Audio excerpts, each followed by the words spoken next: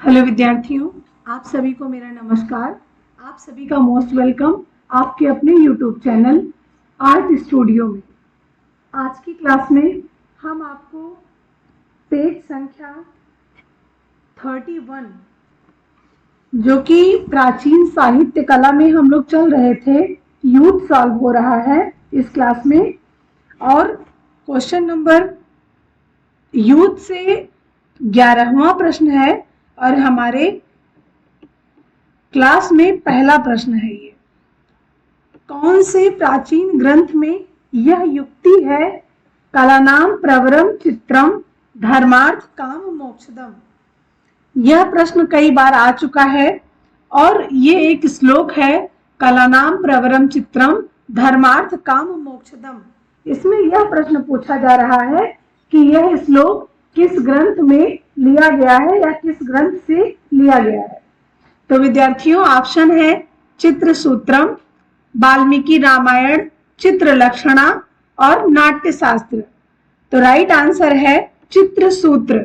यह जो श्लोक है, कलानाम प्रवरम चित्रम धर्मार्थ काम मोक्षदम, यह चित्रसूत्र से लिया गया है।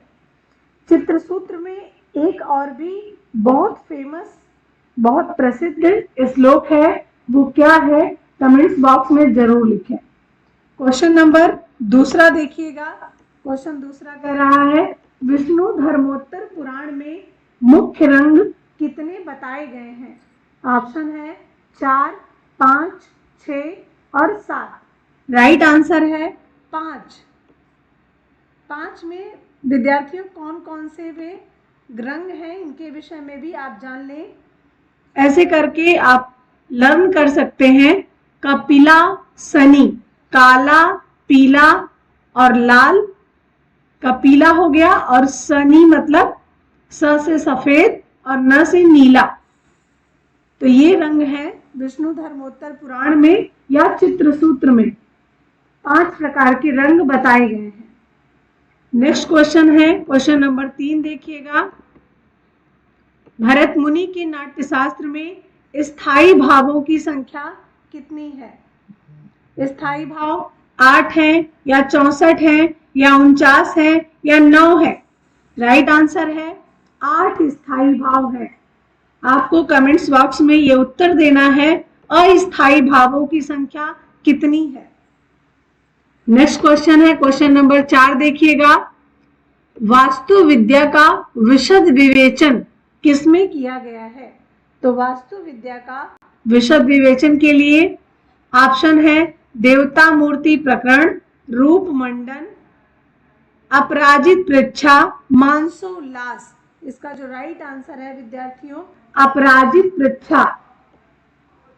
बहुत बढ़िया प्रश्न है, इस प्रश्न को जरूर लर्न करें। क्वेश्चन नंबर 5 देखिएगा। 5वां प्रश्न आपका है, वैदिक साहित्य में धातु कर्मार के रूप में जाने जाते हैं विश्वकर्मा, इंद्र, त्वष्ट या सूत्रधार।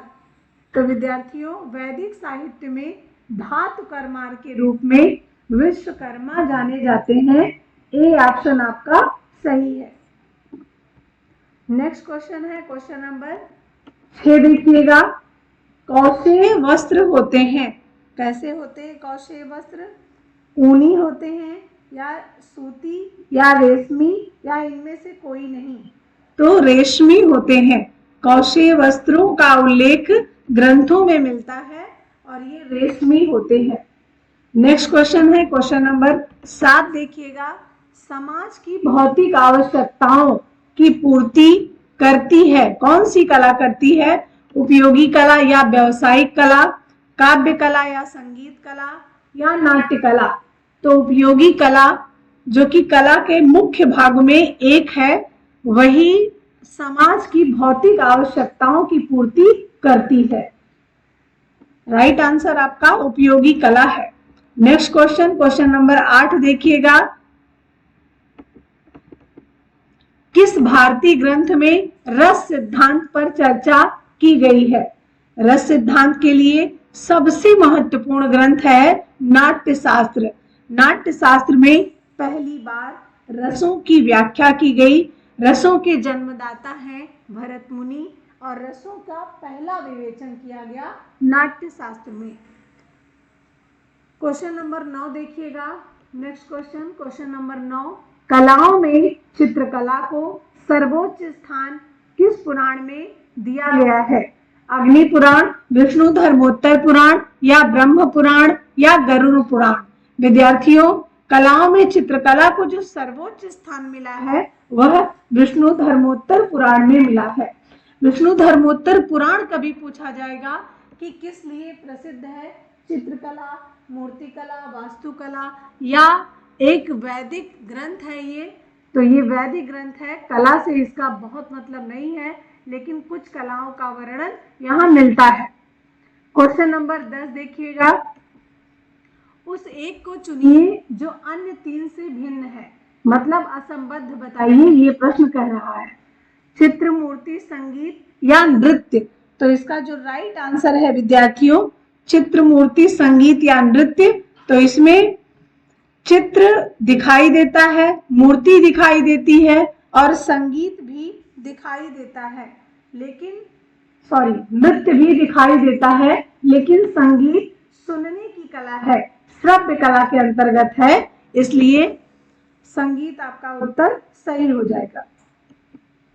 क्वेश्चन नंबर 11 देखिएगा। इनमें से कौन सी प्लास्टिक कला नहीं है? आपको हम बता दें, प्लास्टिक कला किसे कहा जाता है? विद्यार्थियों, प्लास्टिक कला दृश्य कला को कहा जाता है, जो कलाएं आंखों से दिखाई दें, लेकिन इसमें भी एक कंडीशन होता है कि वे कलाएं फाइन आर्ट के अंतर्गत हो। तो जैसे चित्रकला, मूर्तिकला, वास्तुकला, ये सब फाइन आर्ट के अंतर्गत है। अब आप कहेंगे फाइन आर्ट के अंतर्गत कौन सी कला नहीं है? तो नृत्य कला दिखाई तो देती है, लेकिन फाइन आर्ट के अंतर्गत नहीं आती है। तो यहाँ पर राइट आंसर आपका होगा संगीत, प्लास्टिक कला के अंतर्गत नहीं आएगा। नेक्स्ट क्वेश्चन है क्वेश्चन नंबर 12 देखिएगा। कला शब्द का परिचय सबसे प्रथम कहाँ हुआ? पहली बार कला शब्द का परिचय कहाँ हुआ था? रामायण, महाभारत, ऋग्वेद या अथर्ववेद? राइट आंसर है ऋग्वेद में हुआ था। कला शब्द का पहली बार परिचय ऋग्वेद में होता है, या कला का उल्लेख या कला का सर्वप्रथम उल्लेख ऋग्वेद में होता है। नेक्स्ट क्वेश्चन है क्वेश्चन नंबर 13।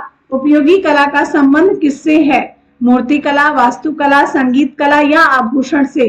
तो आभूषण एक भौतिक वस्तु है, भौतिक चीजों से संबंध रखती है। जो कला भौतिक चीजों से संबंध रखती है वह उपयोगी कला है, और जो कला सौंदर्य से संबंध रखती है वह ललित कला है। तो यहाँ पर आपका राइट आंसर है आभूषण। नेक्स्ट क्वेश्चन है क्वेश्चन नंबर 14 देखिएगा। पाणिनि द्वारा रचित अष्टाध्यायी में शिल्प शब्द का प्रयोग किन कलाओं के लिए किया गया? ललित कला, चित्रकला, उपयोगी कला या ललित कला तथा उपयोगी कला के लिए किया गया है। विद्यार्थियों, ये क्वेश्चन कई बार पूछा जा चुका है कि पाणिनि द्वारा अष्टाध्यायी में ललित कला और उपयोगी कला पहली बार इन दोनों कलाओं का एक साथ प्रयोग किया गया है। नेक्स्ट क्वेश्चन क्वेश्चन नंबर 15 देखिएगा। पाली भाषा में रचित बौद्ध ग्रंथ का क्या नाम है? विनय पिटक, कल्पसूत्र, प्रश्न व्याकरण सूत्र या अष्टाध्यायी? तो विद्यार्थियों, पाली भाषा में विनय पिटक लिखा गया है। बाकी जितने भी यहाँ पर आप ग्रंथ देख पा रहे हैं, जैसे कल्पसूत्र, प्रश्न व्याकरण सूत्र, अष्टाध्यायी, ये सब संस्कृत भाषा में लिखा गया है। Next question question number 16। Jayamangala का लेखक कौन है? ऑप्शन है यशोधर पंडित, अवनीनाथ या निरंजन राय, आनंद कुमार स्वामी। तो जयमंगला के लेखक पंडित यशोधर हैं। और जयमंगला में किसकी व्याख्या की गई है, आप हमें कमेंट्स बॉक्स में जरूर बताएं। क्वेश्चन नंबर 17 देखिएगा। वात्स्यायन के कामसूत्र में कितनी कलाओं का उल्लेख किया गया है? तो वात्स्यायन के कामसूत्र में कुल 64 कलाओं का यथार्थ रूप से उल्लेख किया गया है। नेक्स्ट क्वेश्चन, क्वेश्चन नंबर 18 देखिएगा। चित्रलक्षण नामक ग्रंथ के रचयिता कौन है? भरत मुनि, कुंतक, नग्नजित या वामन? तो चित्रलक्षण के नग्नजित या भयजित राइट आंसर है। चित्रलक्षण एक पौराणिक ग्रंथ है जो बहुत ही प्राचीन माना जाता है। इसमें कला का और चित्रकला का अच्छे से वर्णन किया गया है। Nagnajit right answer, Nagnajit. Question number 19 पर जाइए। 19वां प्रश्न है, सम्रांगण सूत्रधार कौन सी शताब्दी का ग्रंथ है? सम्रांगण सूत्रधार कब लिखा गया था? 11वीं शताब्दी में सम्रांगण सूत्रधार लिखा गया था। 1005 से लेकर 1054 ईस्वी इसका समय माना जाता है और यह ग्रंथ वास्तु विद्या से संबंधित है। अब आपको कमेंट्स बॉक्स में लिखना है विद्यार्थियों, सम्रांगण सूत्रधार के लेखक कौन है। Next question, question number 20।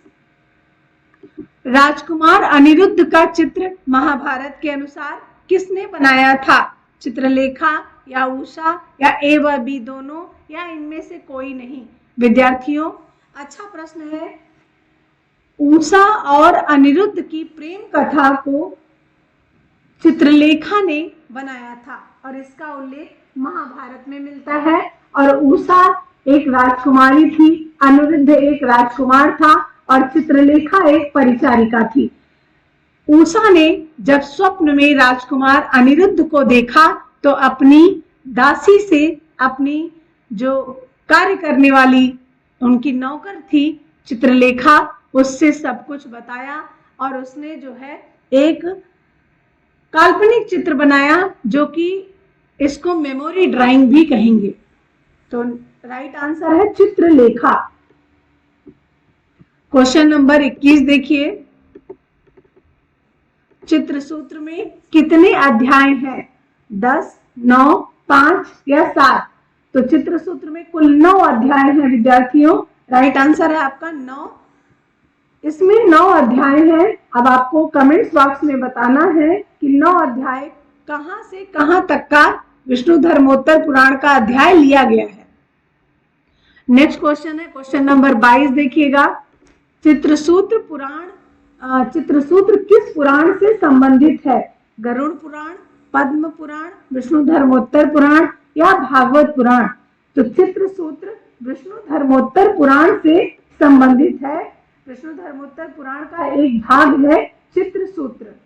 Next question, question number 23 देखिएगा। नाट्य शास्त्र में कितने प्रकार के रसों का उल्लेख किया गया है? 8 प्रकार के रस भरत मुनि ने अपने नाट्य शास्त्र में बताए हैं। कुल 8 रस होते हैं, लेकिन ये भरत मुनि के अनुसार है। कभी भी आपसे पूछा जाए रसों की संख्या कितनी है, आप कहेंगे 9 है। नेक्स्ट क्वेश्चन है क्वेश्चन नंबर 24 देखिएगा। कला मुख्यतः कितने भागों में विभाजित की गई है? तो कला मुख्यतः 2 भागों में विभाजित की गई है। 2 प्रकार है कला के, एक है उपयोगी कला और दूसरी है ललित कला। नेक्स्ट क्वेश्चन, क्वेश्चन नंबर 25 देखिएगा। सत्यम शिवम सुंदरम कहाँ के दर्शन में अस्तित्व रखता है? भारत, जापान, चीन या इनमें से कोई नहीं? तो सत्यम शिवम सुंदरम भारत के दर्शन में इसका बहुत बड़ा वजूद है, अस्तित्व है और सत्यम शिवम सुंदरम की अभिव्यक्ति ही भारतीय कला है। ये था आपका प्राचीन साहित्य से यूथ के प्रश्न जो कि हमने इस क्लास में आपको सॉल्व कराए हैं विद्यार्थियों। नेक्स्ट क्लास में हम आपको इसके आगे के क्वेश्चन सॉल्व कराएंगे। आप ऐसे ही आर्ट स्टूडियो के साथ बने रहें और पढ़ते रहें, आगे बढ़ते रहें। एक बात और विद्यार्थियों, हमारा यूरोपियन या इसी को हम कहते हैं हिंदी में यूरोपियन या वेस्टर्न आर्ट, वेस्टर्न कल्चर, जो कि हमारे बिहार की परीक्षाओं में, हमारे उत्तराखंड की परीक्षाओं में, झारखंड, हिमाचल प्रदेश, उड़ीसा, पश्चिम बंगाल और यूपी, इन सभी परीक्षाओं में बहुत उपयोगी है, बहुत महत्वपूर्ण है। जो भी हमारे विद्यार्थी हमारे यहाँ पढ़ना चाहते हैं, फ्री ऑफ कॉस्ट ये क्लास है, आप इसे अवश्य ज्वाइन करें। ज्वाइन करने के लिए आपको art Ganga application play store से डाउनलोड करना होगा और आप वहां पर जाके एप्लीकेशन डाउनलोड करें विद्यार्थियों, और 8545004467 इस नंबर पे संपर्क जरूर करें और अपना एडमिशन फ्री ऑफ कॉस्ट कराएं। कल से ये क्लासेस चलने वाली हैं और इन क्लासेस को आप जरूर ज्वाइन करें। Thank you so much. हमारा एक और चैनल है जिसको हम आप लोग बहुत अच्छे से जानते हैं, आर्ट गंगा, उसको भी जरूर सब्सक्राइब करें और उस पर भी एक अच्छे लेवल के वीडियो पड़े हुए हैं, आप उनको भी पढ़ें, यहाँ भी पढ़ें और बहुत जल्द आपकी परीक्षा भी हो जाएगी। और ऐसे पढ़ते रहें, आगे बढ़ते रहें। इन्हीं शुभकामनाओं के साथ हम आपको अपने नेक्स्ट वीडियो में मिलेंगे। नमस्कार।